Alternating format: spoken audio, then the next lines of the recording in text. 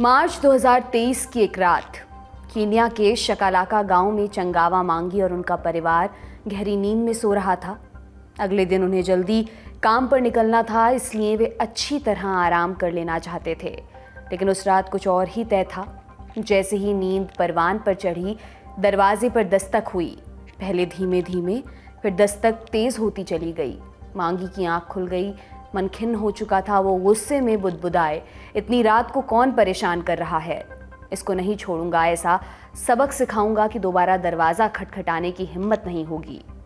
तमतमाए मांगी ने दरवाज़ा खोला, मगर सामने जो कुछ दिखा उसने उनके गुस्से पर बर्फीला पानी डाल दिया। दरवाजे के सामने 4 बच्चे हाथ जोड़े खड़े थे। बच्चों के शरीर से हड्डियां साफ साफ झलक रही थीं। उनके कंधे झुके हुए थे। लग रहा था वे किसी भी वक्त धराशायी हो जाएंगे। हालांकि उससे पहले उनके मुंह से निकला, हमें बचा लीजिए, हम भूख और प्यास से मर जाएंगे। बच्चों ने ये भी बताया कि पास के जंगल में हमारे जैसे और भी कई लोग हैं, लेकिन उन्हें बाहर निकलने नहीं दिया जा रहा है। चंगावा मांगी को लगा कि बच्चे काम से बचना चाहते हैं, इसलिए शिकायत कर रहे हैं। खाना खिलाने और थोड़ी देर सुलाने के बाद वो उन्हें गांव के मुखिया के पास ले गए। उन्होंने भी तुरंत कार्रवाई करने से मना कर दिया। बोले, पहले जांच करते हैं, अगर बच्चों की बात सच निकली तब पुलिस को बताएंगे। जैसे जैसे इस जांच का नतीजा आता गया, इसने केन्या ही नहीं बल्कि पूरी दुनिया के होश उड़ा दिए। बच्चों ने जिस जगह के बारे में बताया था, वहाँ इक्का दुक्का नहीं बल्कि सैकड़ों की संख्या में लोग भूख प्यास से तड़प रहे थे। ये भी पता चला कि वे अनाज या पानी की कमी से नहीं बल्कि जानबूझकर भूख से मरना चाहते हैं। उनके साथ छलावा हुआ था। एक पादरी पॉल मैकेंजी ने उनसे कहा था, अगर भूख से मरे तो तुम्हें जीसस क्राइस्ट मिलेंगे, तुम्हें मोक्ष की प्राप्ति होगी। धीरे धीरे इस पादरी की चर्चा फैलने लगी। उसका आश्रम स्टारवेशन कल्ट के नाम से चर्चित हो गया। कल्ट का मतलब होता है पंथ। इसे ऐसे समझिए, जब बहुत सारे लोग किसी विचारधारा पर आंख मूंद कर भरोसा करने लगते हैं, तब उसे कल्ट कहा जा सकता है। मैकेंजी का कल्ट उपवास के जरिए मुक्ति दिलाने का दावा करता था। इसी लालच में लोग आते गए, मरते गए और उन्हें उसी जंगल में आश्रम के पास दफनाया जाता रहा। बाद में पुलिस ने खुदाई शुरू की, फिर तो हड़कंप मच गया। हर रोज़ कब्रों की संख्या बढ़ती गई। 13 जून को 1900 लाशें मिलीं। छलावे के शिकार हुए लोगों की संख्या 300 के पार पहुंच चुकी है। अभी भी 600 से अधिक लोग लापता हैं। आशंका ये जताई जा रही है कि उनके साथ भी वही हश्र हुआ होगा। तो आज हम समझेंगे एक टैक्सी ड्राइवर केन्या का सबसे खतरनाक पादरी कैसे बना और कल्ट क्या होता है, लोग उनके जाल में फंस कैसे जाते हैं। नमस्कार, मेरा नाम दिव्यांशी सुमराव है। आप देखना शुरू कर चुके हैं दी लल्लन टॉप का अंतर्राष्ट्रीय प्रसंगों से जुड़ा रोजाना का कार्यक्रम दुनियादारी, जहां आज कहानी केन्या, कत्ल और कल्ट की। केन्या अफ्रीकी महाद्वीप के पूर्वी हिस्से में है। बाकी तरफ से ये Somalia, Ethiopia, south Sudan, Uganda और तंजानिया से घिरा है। केन्या का पूर्वी हिस्सा हिंद महासागर में मिलता है। इसी किनारे पर मोम्बासा नाम का शहर है। जिस दौर में केन्या ब्रिटिश ईस्ट अफ्रीका का हिस्सा था, तब मोम्बासा उसकी राजधानी हुआ करता था। 1907 में नैरोबी को राजधानी का दर्जा दे दिया गया।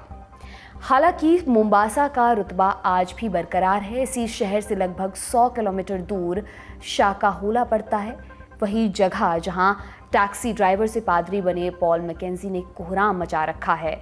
मैकेंजी मोम्बासा में ही पैदा हुआ था। उसके जीवन का बड़ा हिस्सा इसी शहर में बीता है। पढ़ाई पूरी करने के बाद उसने कई छोटी मोटी नौकरियां की। हालांकि इससे उसका काम नहीं चल रहा था। फिर उसे लगा कि ड्राइविंग के पेशे में पैसा है, लेकिन उसके पास कार तो छोड़िए, लाइसेंस बनवाने के पैसे भी नहीं थे। फिर बहन ने उसकी मदद की। उसने सेकेंड हैंड कार दी, लाइसेंस बनवाने के लिए पैसे दिए। इस तरह मैकेंजी मोम्बासा की सड़कों पर टैक्सी चलाने लगा। काम चल निकला। घर वालों को लगा उनका लड़का सेट हो गया है, लेकिन अभी बहुत कुछ देखना बाकी था, जैसे कि एक सपना। 2002 के बरस में मैकेंजी ने दावा किया कि उसके सपने में जीसस क्राइस्ट आए।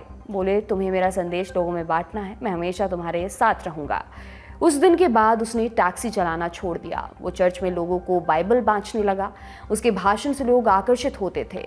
फिर रूथ काहिंदी नामक महिला की नज़र उस पर पड़ी। रूथ ने मैकेंजी को साथ में नया पंथ शुरू करने का ऑफर दिया, अपनी ज़मीन भी दे दी। दोनों ने मिलकर गुड न्यूज़ इंटरनेशनल नाम से एक नए चर्च की स्थापना की। उनका साथ 2008 तक चला। तब तक मैकेंजी का रवैया बदलने लगा था।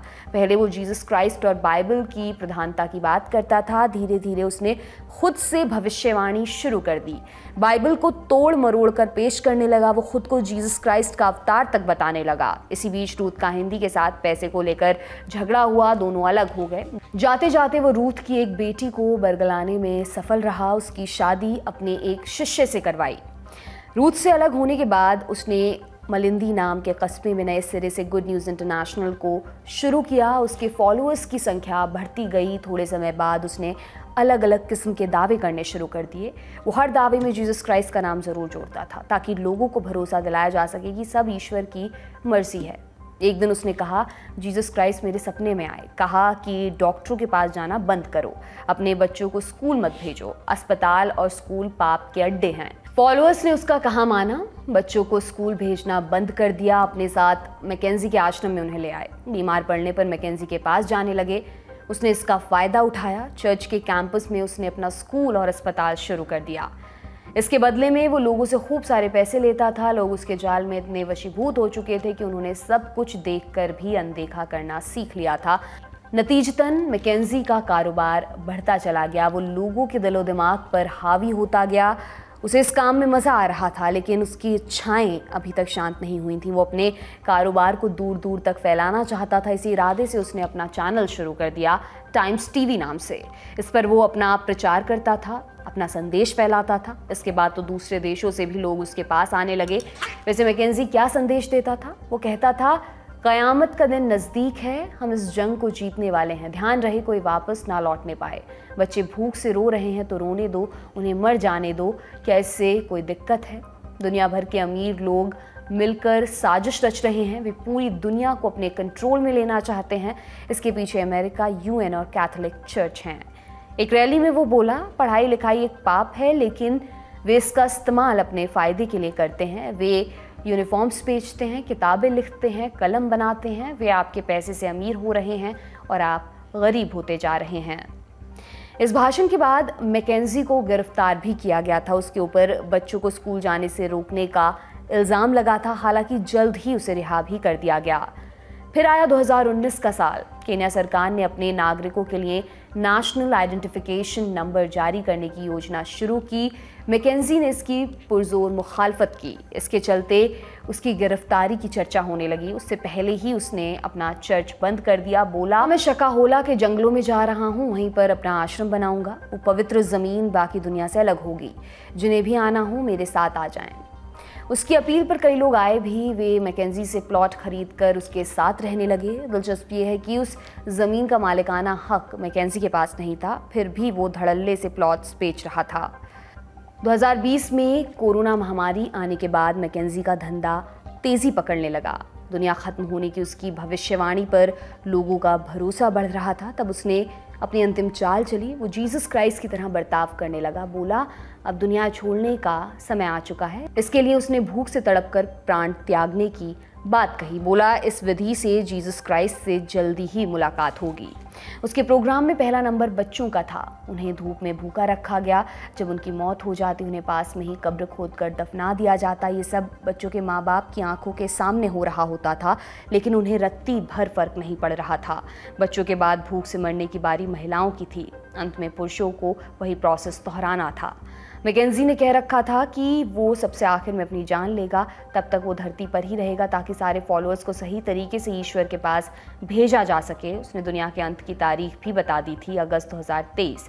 बाकी दुनिया को इसकी भनक तक नहीं लगी। अगर मार्च 2023 में 4 बच्चे चंगावा मांगी के घर नहीं पहुंचे होते तो ये सिलसिला अभी तक जारी रहता।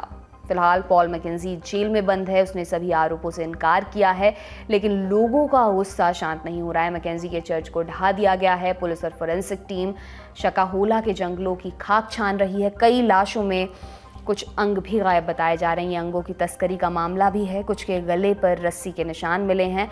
आशंका है कि उनकी हत्या हुई है। कुछ लोगों को रेस्क्यू भी किया गया है, लेकिन वे अभी तक मैकेंजी के प्रभाव से मुक्त नहीं हुए हैं।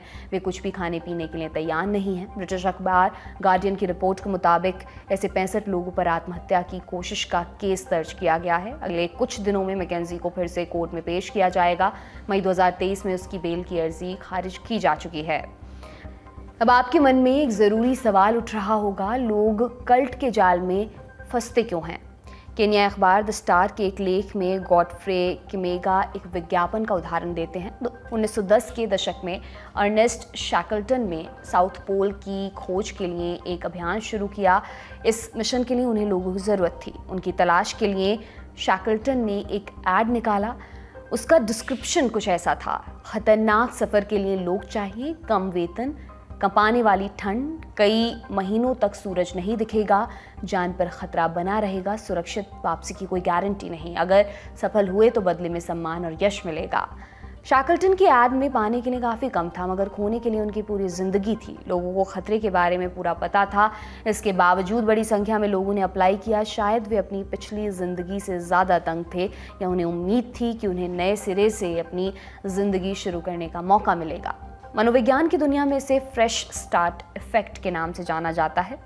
जानकारों का कहना है कि शकाहोल कल्ट वाले मामले में भी यही प्रभाव काम कर रहा था। इस कल्ट में शामिल अधिकतर लोग गरीब परिवारों से थे। कईयों के ऊपर कर्जे का दबाव था, कुछ अपनी नौकरियों से परेशान थे। हर किसी के जीवन में कोई ना कोई समस्या ज़रूर थी। उन्हें ऐसा लगा कि नई दुनिया में जाते ही सारी समस्याएं ख़त्म हो जाएंगी, वो दुनिया पूरी तरह से शुद्ध होगी, उसमें भूख या कोई दूसरी दुनियावी भावनाएं नहीं होंगी। इसे पाने के लिए कुछ समय का दर्द झेलना होगा, फिर आनंद ही आनंद।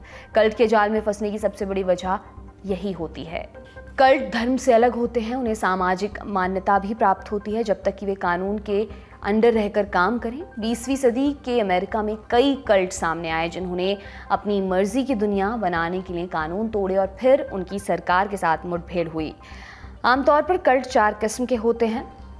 डूम्सडे कल्ट ये दावा करते हैं कि दुनिया का अंत नज़दीक है, जब दुनिया ख़त्म हो जाएगी तब कल्ट को मानने वाले लोग ही बचेंगे, उस दुनिया को चलाने का जिम्मा उनके ऊपर होगा। दूसरे होते हैं धार्मिक कल्ट। इस कल्ट के फॉलोअर्स को कुछ खास नियमों का पालन करने के लिए कहा जाता है, उन्हें बाहरी दुनिया से अलग थलग रखा जाता है। फिर आते हैं राजनीतिक कल्ट। ये किसी राजनीतिक विचारधारा पर काम करते हैं।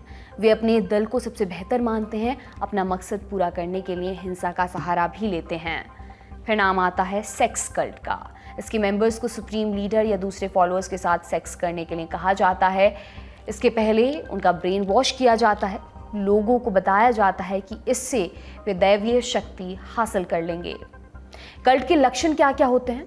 कल्ट में लीडर को सर्वेसर्वा माना जाता है, उसकी सत्ता को चुनौती नहीं दी जा सकती। सवाल जवाब या आलोचना की कोई जगह इनमें नहीं होती। लीडर के शब्द ही शासन होते हैं। वे अपनी कमाई के बारे में कुछ भी खुलकर नहीं बताते। उन्हें हमेशा बाहरी दुनिया का डर बना रहता है, इसलिए वे अपने मेंबर्स को बाहर की दुनिया से अलग थलग रहने को कहते हैं। वे अपने मेंबर्स का शोषण करते हैं, इसके लिए तर्क देते हैं कि उनके शरीर से अशुद्धियां हटाई जा रही हैं।